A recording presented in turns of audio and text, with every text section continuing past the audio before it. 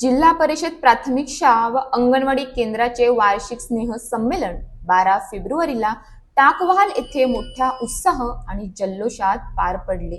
या सोहळ्याचे मुख्य आकर्षण म्हणजे शाळेच्या माजी शिक्षिका ज्योतिबाई यांची उपस्थिती। त्यांच्या आगमनाने कार्यक्रमाला विशेष शोभा प्राप्त झाली। कार्यक्रमात शाळेच्या अनेक माजी विद्यार्थी उपस्थित होते।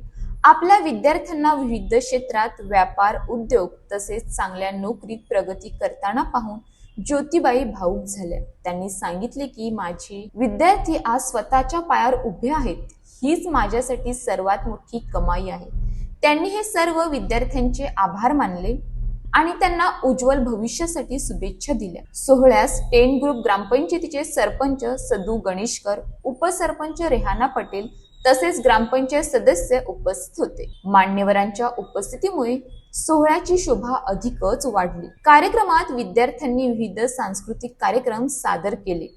या उपक्रमांनी उपस्थितांची मन जिंकली। विद्यार्थ्यांच्या उत्साहपूर्ण सादरीकरणामुळे संपूर्ण वातावरण आनंदाने भारावले होते।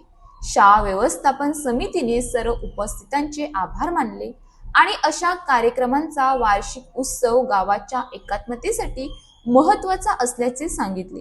गावकऱ्यांनीही मोठ्या संख्येने उपस्थित राहून कार्यक्रमाची शोभा वाढवली। स्नेह संमेलन हा केवळ शाळा आणि विद्यार्थ्यांसाठीच नव्हे तर संपूर्ण गावासाठी एक आनंद उत्सव ठरला। आता मोठी झालेली आहे, त्यांचं स्वतःचं करिअर बनवलेलं आहे त्यांनी, आणि या सर्व विद्यार्थ्यांचे मी खूप खूप आभारी आहे। मला खूप भरून आलं, खूप आनंद झाला आणि खूप छान वाटलं। त्याचप्रमाणे प्रथमतः व्यासपीठावर सर्व ग्रामस्थ मंडळी, मान्यवर मंडळी या सर्वांचे मी स्वागत करते आणि त्यांचेही धन्यवाद, त्यांनाही धन्यवाद देते।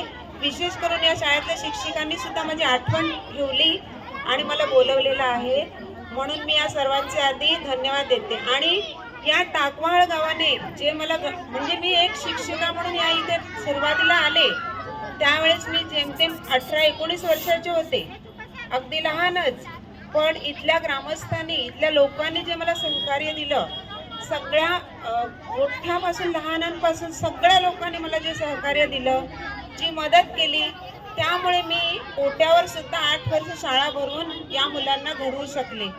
आणि विशेष म्हणजे याच्यामध्ये, या कार्यामध्ये सर्व महिला वर्ग म्हणा, छोटे लहान मुलं म्हणा, सगळ्यांनी सहकार्य दिलं आणि सगळ्यांनी प्रेमही तेवढंच केलं।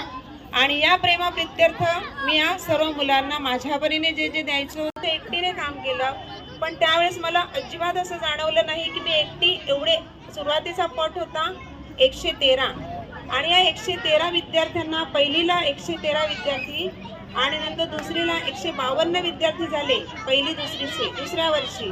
मग एवढ्या मुलांना शिकवायचं, त्या याच्यासाठी आजूबाजूचे जे छोटे विद्यार्थी, मोठे विद्यार्थी होते त्यांनी सुद्धा मला सहकार्य दिलं आणि मुलांना शिकवण्यात खूप मोलाची मदत केली।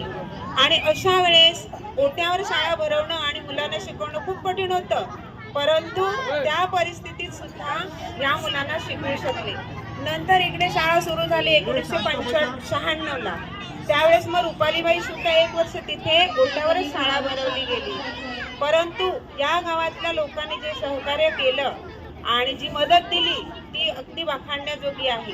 आणि नंतर मग हळूहळू अशी मुलं घडत गेली, सर्व मुलांना जे जे द्यायचं होतं त्या परीने त्यांना देत गेले। त्या मुलांनी सुद्धा माझ्यावर भरपूर प्रेम दिलं, भरपूर प्रेम केलं आणि त्याचीच आठवण म्हणून आज मी माझी वयाची म्हणजे एकूण सर्व्हिसची 37 वर्ष 5 महिने पूर्ण नोकरी करून आज मी रिटायर्ड झालेले आहे। आणि या रिटायर्ड होण्यामागे सुद्धा जर आपण इमानेद्वारे जर नोकरी केलेली असेल तर कुठेही मला अडचण आली नाही।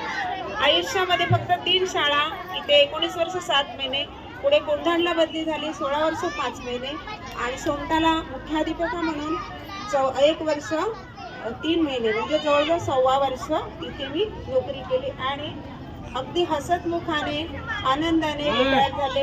आणि असेच विद्यार्थी माझ्यावर प्रेम करत राहतील। याच्या पुढे आजी विद्यार्थी, माजी विद्यार्थी, सर्व विद्यार्थ्यांना माझं एकच निवेदन आहे की जे जे आपले शिक्षक शिक्षिका शिकवतात ते तुम्ही अगदी मनापासून शिकायचं आणि खूप मोठं व्हायचं, खूप प्रगती करायची आणि आपल्या टाकवळ गावाचं नाव रोशन करायचं, हीच माझ्याकडून तुमची अपेक्षा आहे.